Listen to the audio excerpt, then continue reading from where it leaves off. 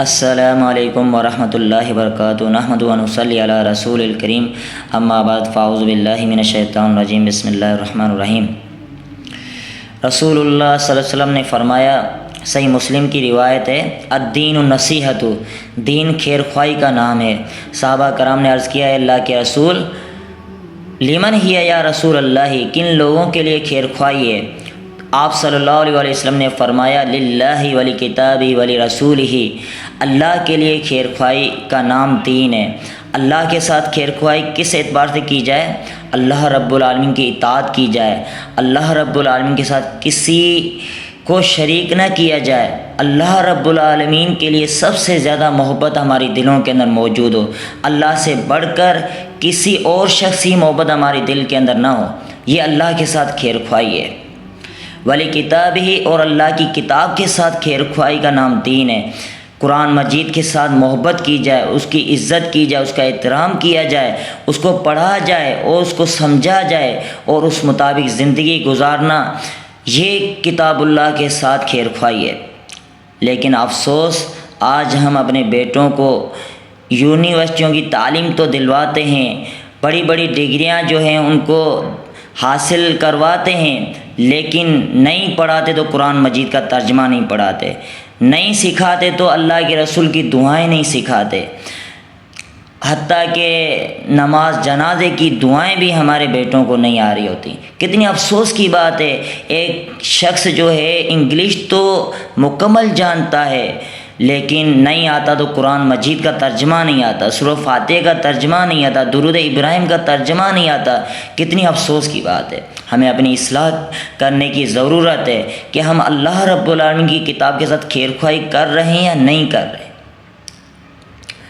ولی کتابی ولی رسول ہی، اور اللہ کے رسول کے ساتھ خیر خواہی کا نام دین ہے، کہ اللہ کے رسول نے جو ہمیں حکم دیا اس کو ماننا، اس کے مطابق ہمیں زندگی گزارنا، یہ اللہ کے رسول کے ساتھ خیر خواہی ہے۔ سب سے زیادہ ہمارے دل کے اندر اللہ کے بعد، اللہ کی کتاب کے بعد اللہ کے رسول کی محبت ہمارے دل کے اندر پیوست ہونی چاہیے۔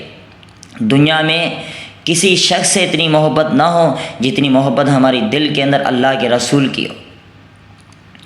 آج ہم نے دنیا کے بندوں کو ترجیح دی ہوئی ہے، پیری مریدی کو ترجیح دی ہوئی ہے، ہم نے اللہ کے رسول کے فیصلوں کو پیچھے رکھا ہوا ہے، بلکہ دنیا کے لوگوں کو ہم نے ترجیح دی ہوئی ہے، ان کو ہم فیصلے کے لیے سامنے بٹھاتے ہیں، آگے کرتے ہیں کہ یہ ہمارے معاون ہیں، یہ ہمارے بڑے ہیں، اگرچہ ان کی باتیں اللہ کے رسول کے خلاف ہی کیوں نہ ہوں، ہم ان کی باتیں مان رہے ہوتے ہیں۔ میرے پیارے بھائیوں، اللہ اور رسول کے مقابلے میں کسی شخص کو نہ کھڑا کریں، ورنہ یہ بہت ہی بدترین شرک ہے۔ اگر ہم نے اللہ اور رسول کے مقابلے میں کسی اور بندے کی اطاعت کی، پیروی کی، تو یہ اللہ اور رسول کے ساتھ خیر خواہی نہیں ہے۔ اسی طرح ولی ائمۃ المسلمین و عامتہم، اور مسلمانوں کے ائمہ کے ساتھ، مسلمانوں کے حکمرانوں کے ساتھ خیر خواہی کا نام دین ہے۔ کسی مسلمان کے لیے جائز نہیں ہے کہ وہ اپنے حکمرانوں کے خلاف خروج کرے، ان کے خلاف لڑائی کرے، ان کے خلاف بہت زیادہ بد اخلاقی کے ساتھ پیش آئے، یہ دین اسلام ہمیں اجازت نہیں دیتا۔ ہاں، یہ ہم کر سکتے ہیں کہ ہم ان کی اصلاح کرتے رہیں، جہاں غلطی کوتاہی ہے ان کی اصلاح کرنا یہ ہماری ذمہ داری ہے، لیکن ان کے خلاف خروج کرنا، ان کے خلاف لڑنا، یہ حکمرانوں کے لیے خیر خواہی نہیں ہے۔ اسی طرح وعامتہم، اور عام مسلمانوں کے لیے خیر خواہی کا نام دین ہے، کہ ہمارے زبان، ہمارے ہاتھ جو ہیں وہ دوسرے مسلمانوں سے محفوظ ہونے چاہیے۔ آج ہماری مجلسیں غیبت سے خالی نہیں ہوتی، آج ہم اپنی زبانوں کے ساتھ اپنے بھائیوں کی چغل خوری کر رہے ہوتے ہیں، یعنی ہماری دل کا سکون کسی کو تکلیف دینا بن چکا ہے۔